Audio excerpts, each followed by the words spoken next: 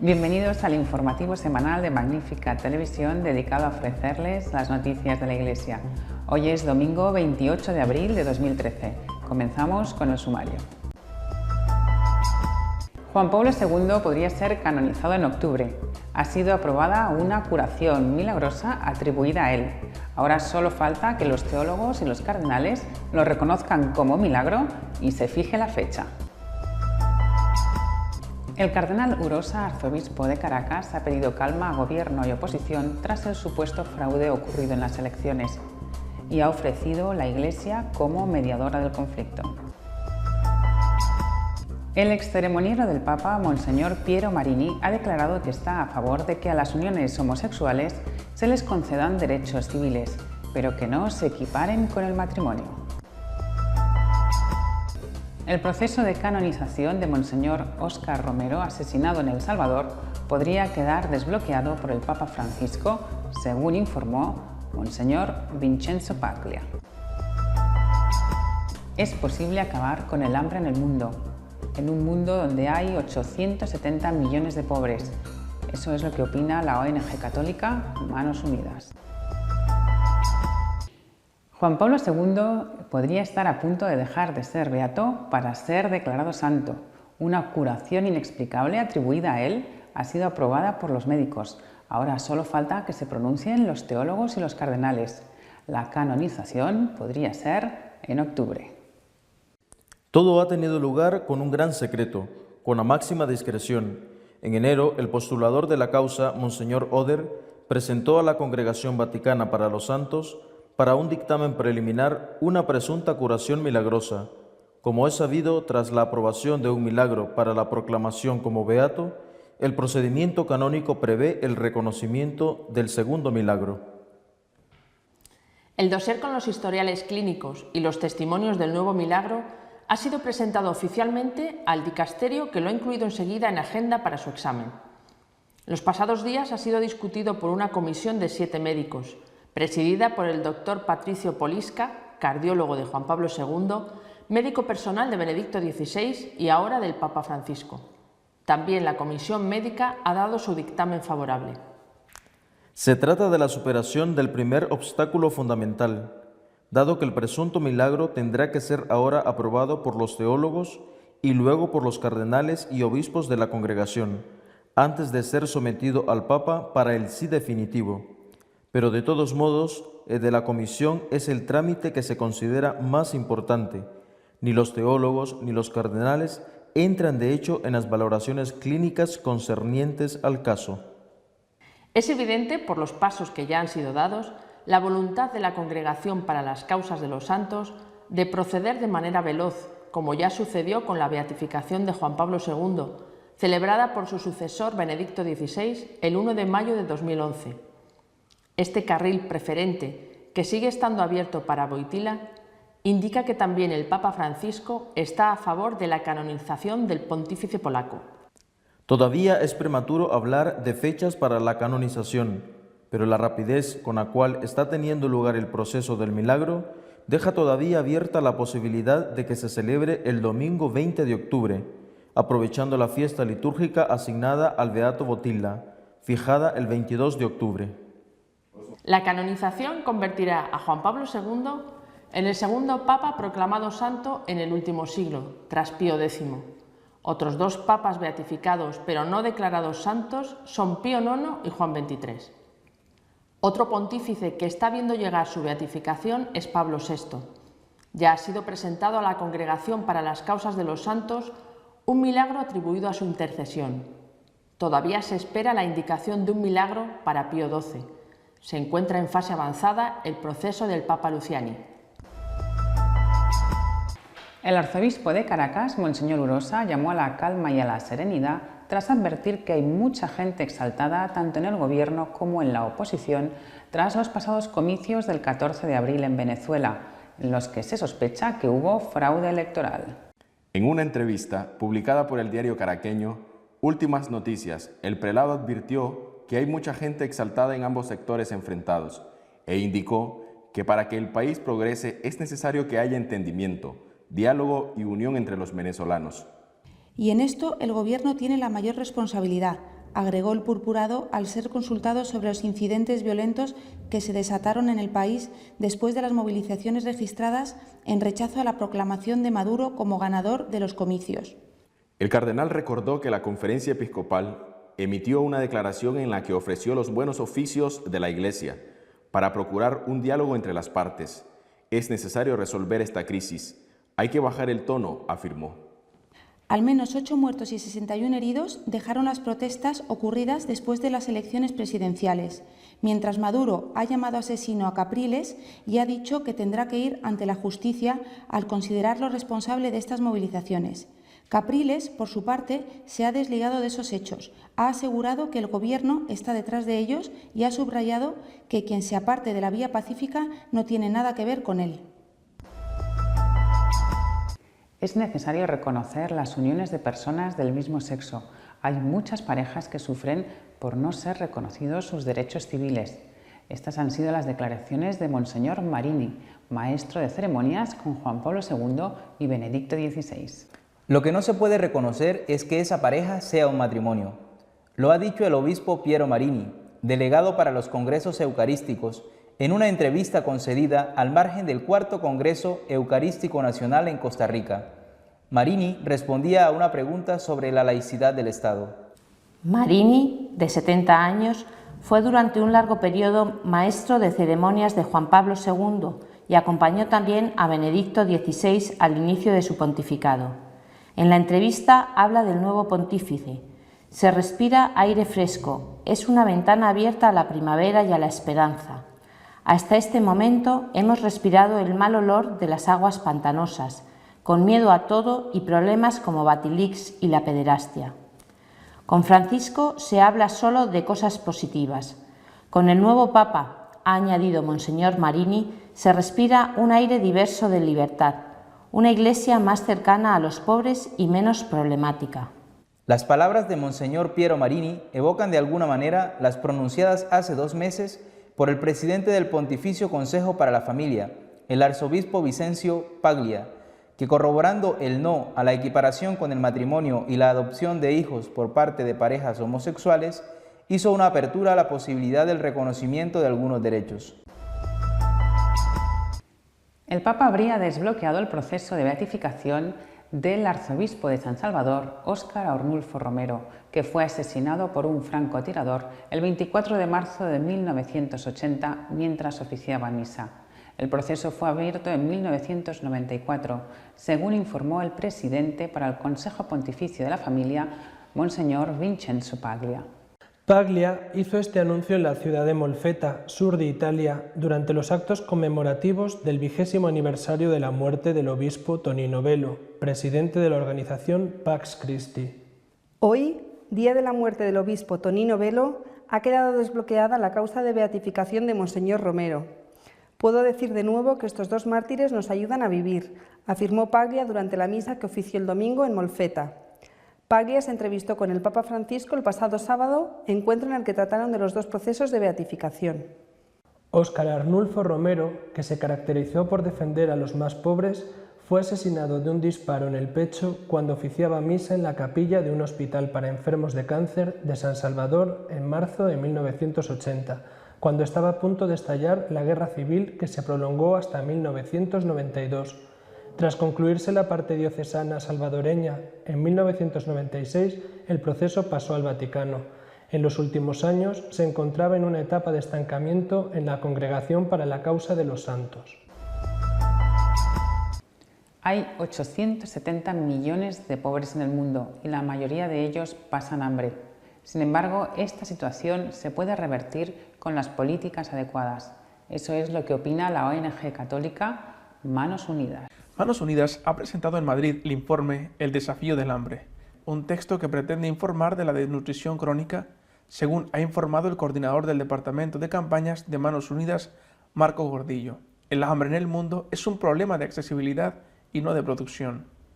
Nunca hemos bajado de la barrera de los 800 millones, una cifra terriblemente trágica si tenemos en cuenta que hoy en día, gracias a los avances técnicos, podríamos garantizar la producción de alimentos en todo el mundo, pero no lo hacemos, ha lamentado Gordillo. El presidente de la plataforma rural, Jerónimo Aguado, ha apostado por las alianzas con los pequeños productores como posible solución al problema del hambre. Hemos perdido el derecho a la soberanía agroalimentaria tanto en los países del norte como en los del sur. Sin embargo, los pequeños productores nos demuestran día a día que es posible producir alimentos con muy pocos costes energéticos, ha declarado. Para Lourdes Benavides, de Intermón Oxfam, uno de los mayores inconvenientes a la hora de aportar una solución global a la problemática es la concentración del mercado. Tan solo un puñado de empresas se encargan de tomar las decisiones que afectan al sistema alimentario mundial, ha alertado Benavides. Nuestro comentario editorial de esta semana está dedicado a la inminente canonización del beato Juan Pablo II, tras la aprobación esta semana de un milagro debido a su intercesión.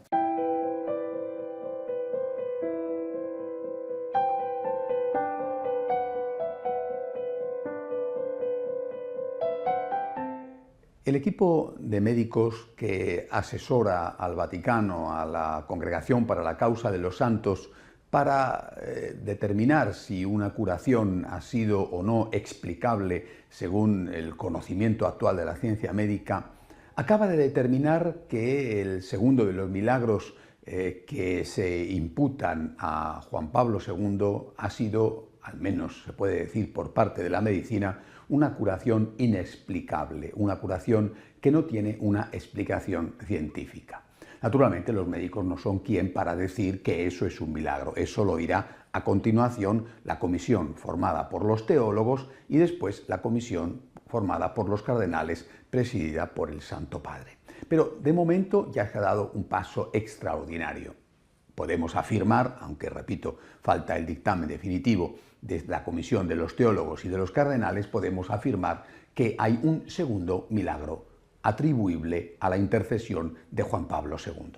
Esto significa simplemente que más pronto más tarde, es decir, es cuestión ya meramente de tiempo y de oportunidad, más pronto más tarde Juan Pablo II será considerado santo. Ya es beato debido precisamente a la existencia de un primer milagro. La Iglesia exige que para la canonización se produzca al menos otro milagro. Pronto, en unos meses, quizá en octubre, Juan Pablo II será declarado santo. El santo que todos hemos conocido, como se le suele llamar, porque realmente, bueno, si no todos, la inmensa mayoría, nos hemos sentido muy próximos a él y le hemos sentido a él muy próximo a nosotros.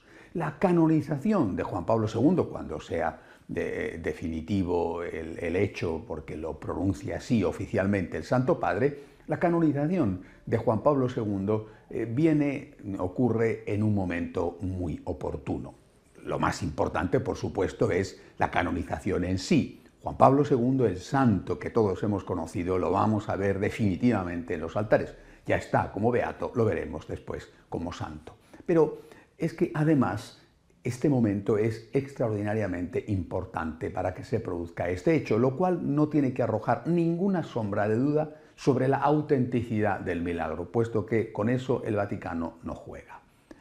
Estamos viviendo un momento difícil, ciertamente un poco mejor que lo que vivíamos hace pocos meses, pero estamos viviendo un momento difícil desde aquel estallido de las luchas intestinas en un sector de la curia romana, sobre todo en la Secretaría de Estado, a la dimisión del Papa Benedicto, provocado en parte por esos problemas internos y por el agobio y el acoso de tantos desde fuera de la Iglesia. Después vino la magnífica elección del Papa Francisco, con todo lo que ha significado, no de ir en contra de sus predecesores, pero sí de intentar pasar una página y poner a la Iglesia mirando a Jesucristo y a la misión que tenemos que llevar a cabo de evangelizar a todos y de una forma preferente a los más pobres. Bueno, pues en este contexto realmente la canonización de Juan Pablo II no cabe duda de que va a ser una bomba de oxígeno, va a ser un impulso extraordinario para la Iglesia Católica. La Iglesia Católica tuvo con Juan Pablo II uno de sus momentos más prestigiosos en el siglo XX. Y el siglo XX ha sido un siglo de papas santos. Juan Pablo II será, si Dios quiere, el segundo papa santo del siglo. El anterior fue San Pío X, pero hay varios papas beatos, por ejemplo, Juan XXIII, ¿verdad? Y están otros en proceso de estudio a falta de que se declare un milagro, como es el caso de Pablo VI o de el Papa Albino Luciani y Juan Pablo I. Es decir, no ha sido un siglo de papas que nos hayan avergonzado a los católicos, sino todo lo contrario. Y yo creo, repito, que esta canonización sirve para poner eso de manifiesto, la santidad de la Iglesia. Se dice ciertamente que dentro de la Iglesia hay pecado. Esta misma semana el Papa Francisco afirmaba que algunos dentro de la Iglesia están aquí para hacer dinero o para trepar, para convertirse en unos buscavidas que se aprovechan de la fe y de la Iglesia y de la religión. No me cabe duda, lo ha dicho el Papa Francisco, no me cabe duda de que esto es así y no me cabe duda de que esto también existe en la Curia Vaticana. Pero la verdad es que en la Curia Vaticana lo que abunda en su mayoría no es eso, sino la santidad. Y dentro de la Iglesia Católica lo que abunda en su mayoría es la santidad, o al menos el deseo de ser santos, el deseo de amar al Señor con todo el corazón, aunque después, naturalmente, todos seamos pecadores y somos conscientes de que tenemos que mejorar cada día. Por eso que el Papa sea declarado santo implica que la curia, porque él es el primero en la curia, la cabeza de la curia, implica que en la curia hay santidad. En la Curia Vaticana no está lo peorcito de la Iglesia. Esto es una estupidez y una injusticia. En la Curia Vaticana hay, repito, elementos que no han hecho las cosas bien. Pero si algo hay que decir de la Curia Vaticana es que está lo mejor de la Iglesia. No son traídos de sus diócesis los obispos o los sacerdotes para trabajar en el Vaticano porque en sus diócesis no hay quien los aguante, sino que son seleccionados aquellos que se consideran más capaces para ayudar al Papa en el gobierno de la Iglesia, capaces en todos los sentidos, también en el aspecto moral. Y del mismo modo, y en primer lugar, hay que decirlo del Santo Padre. No es que los cardenales cuando se reúnen eligen al peor de ellos para que represente a la Iglesia y sea el vicario de Cristo, sino que, fijándose en las distintas opciones que tienen, van a elegir al hombre que consideran más capaz de guiar a la Iglesia en este momento concreto de la historia. Naturalmente con sus defectos, que evidentemente como es un ser humano los tiene, pero también con sus muchas virtudes. Y por eso es por lo que tantos papas son ya beatos, santos o están en el proceso para serlo. Estamos ante una muy buena noticia los que queremos a Juan Pablo II, que está en el cielo, es ya beato, nos alegramos extraordinariamente. Y los que queremos a la Iglesia nos alegramos muchísimo. En la Iglesia hay muchos santos, también hay pecadores, ciertamente, y de alguna manera lo somos todos, pero en la Iglesia hay muchos santos. La Iglesia es un nicho de santidad, es una fuente de santidad. Es decir, es un instrumento para ayudarnos a todos los que formamos parte de ella a ser mejores día a día y con la gracia de Dios. Hasta la semana que viene, si Dios quiere. Por último, un resumen de otras noticias que han tenido lugar en la Iglesia durante esta semana. Aunque el martes por la tarde se informó de que los 2 arzobispos sirios de Alepo secuestrados habían sido liberados y serían llevados a una iglesia de la ciudad, el Patriarcado Ortodoxo griego asegura que no tiene pruebas de su liberación y que los secuestrados habían pasado la noche presos. El Papa Francisco, durante la audiencia general, ha lanzado un llamamiento a la paz en Siria, donde el conflicto armado tiene consecuencias devastadoras para toda la población. Il rapimento dei metropoliti greco-ortodosso e sirio-ortodosso di Aleppo, sul cui rilascio ci sono notizie contrastanti, è un ulteriore segno della tragica situazione che sta attraversando la cara nazione siriana, dove la violenza e le armi continuano a seminare morte e sofferenza.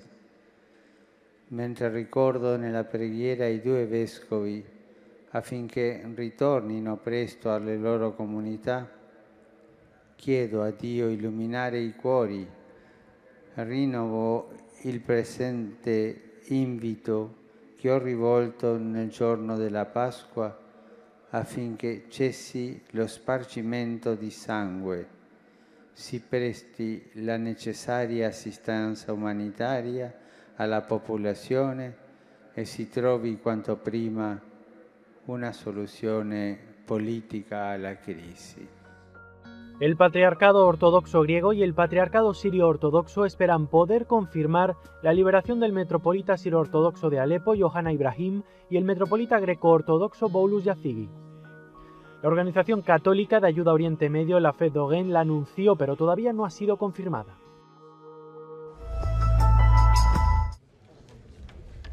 El portavoz del Vaticano, el padre Federico Lombardi, dijo que el único viaje previsto del Papa Francisco fuera de Italia en el año 2013 es a Brasil para la Jornada Mundial de la Juventud e invitó a no esperar que se desplace a otros países. El padre Lombardi hizo este comentario ante los periodistas el mismo día que el Papa se reunió con los obispos de América Latina. Ya desde el inicio de su pontificado, muchos líderes latinoamericanos han invitado al Papa a visitar sus respectivos países, pero parece claro que no será este año. También queda descartado, por tanto, el posible viaje a Argentina en diciembre. El domingo de Ramos, el Papa Francisco confirmó su viaje a Río de Janeiro para la Jornada Mundial de la Juventud, que se celebrará del 23 al 28 de julio. Todavía hay pocos detalles sobre este viaje, pero el Vaticano ya confirmó que presidirá todos los grandes eventos, incluyendo la ceremonia de bienvenida, el Vía Crucis y la misa de clausura.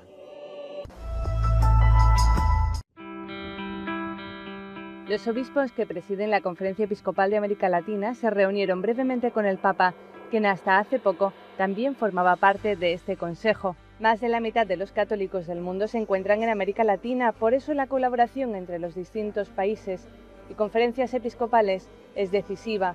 El cardenal Rubén Salazar, arzobispo de Bogotá, lo sabe bien y precisamente habló sobre este tema con el Papa Francisco.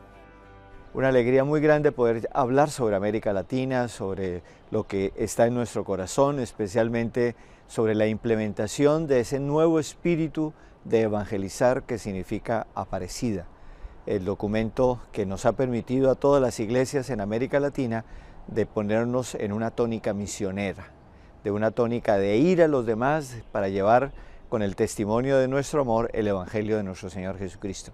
Fue una alegría grande recibir además sus indicaciones, sus comentarios, sus precisiones acerca de tantas cosas. El CELAM nació en Río de Janeiro en 1955. Desde entonces, los obispos se reúnen periódicamente para redefinir las tareas pastorales y revisar cómo se están llevando a cabo.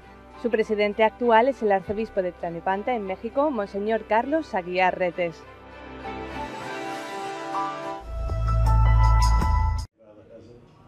El arzobispo de Sídney, el cardenal George Pell, es uno de los 8 cardenales que asesoran al Papa para reformar la curia vaticana. No es un consejo, no tenemos poder de decisión. En ningún caso el Santo Padre tendrá que responder ante nosotros. La reforma de la curia fue uno de los temas que discutieron los cardenales en las reuniones precónclave. Aunque el grupo de 8 cardenales no tiene poder ejecutivo, el cardenal asegura que podrán asesorar al Papa sobre temas como la gestión de la comunicación de la Iglesia o los casos de abusos sexuales. Creo que el Papa es un hombre muy capaz, muy abierto a recibir ideas, incluso si al final no las acepta. Creo que será un hombre de acción. El cardenal Pell viajó hasta Roma para presentar su último libro, Contemplando a Cristo con Lucas. Para celebrarlo, la embajada australiana ante la Santa Sede organizó un encuentro presidido por el embajador John McCarthy. Pell asegura que con el libro quiere inspirar a los lectores, especialmente a los más jóvenes, para que aprendan las enseñanzas de Jesús. Recuerdo a un escritor de Estados Unidos de hace muchos años que decía que la gente joven en Estados Unidos sabía más de Abraham Lincoln que de Jesús. Además de ser arzobispo de Sídney, el cardenal George Pell es también miembro de la Congregación para los Obispos, pero pocos saben que también es el tesorero de la International Catholic Migration Commission, que fundó el Papa Pío XII en 1951. Durante estos 60 años hemos ayudado a establecerse a 1 millón de refugiados en Estados Unidos y este año hemos ayudado a unos 7.000. Entre los invitados a la presentación del libro se encontraba el cardenal americano James Stafford, quien fue penitenciero mayor, o Monseñor Peter Wells, de la Secretaría de Estado del Vaticano, que trabaja como asesor de asuntos generales. Les recordamos que pueden continuar informados con las noticias de la Iglesia a través de nuestra página web de apologética católicosonline.org. Nos despedimos de ustedes hasta la semana que viene, si Dios quiere. Adiós.